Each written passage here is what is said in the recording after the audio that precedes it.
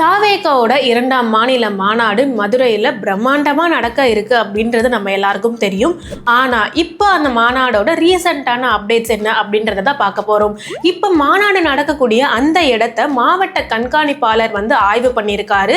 கிட்டத்தட்ட Madurai and Thoothukudi national highways பக்கத்தில் இருக்கக்கூடிய பாரப்பத்து அப்படின்ற இடத்துல சுமார் 500 ஏக்கர் பரப்பளவில் தான் இந்த மாநாடு நடக்க போகுது அப்படின்னும் 250 அடி நீளமும் 60 அடி அகலமும் இருக்கக்கூடிய ஒரு பிரம்மாண்டமான ஸ்டேஜுக்கான ப்ரிப்பரேஷன்ஸ் போயிட்டு இருக்கு.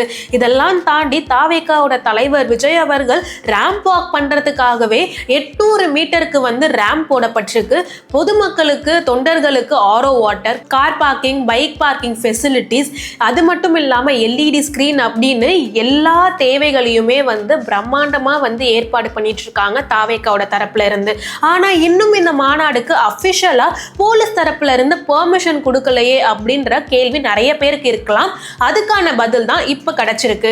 ஏன்னா மாவட்ட கண்காணிப்பாளர் அந்த மாநாடு நடக்கக்கூடிய இடத்தை ஆய்வு பண்ணது மட்டும் இல்லாம தாவேகா தரப்புல இருந்து 42 கேள்விகளுக்குமே பதில் அளிச்சிருக்காங்க. ஸோ இதுக்கப்புறம் தான் ஆகஸ்ட் 21ஆம் தேதி தாவேகாவோட 2ஆம் மாநில மாநாடு மதுரையில பிரம்மாண்டமா நடக்கிறதுக்கான பெர்மிஷனை போலீஸ் கொடுத்துட்டாங்க.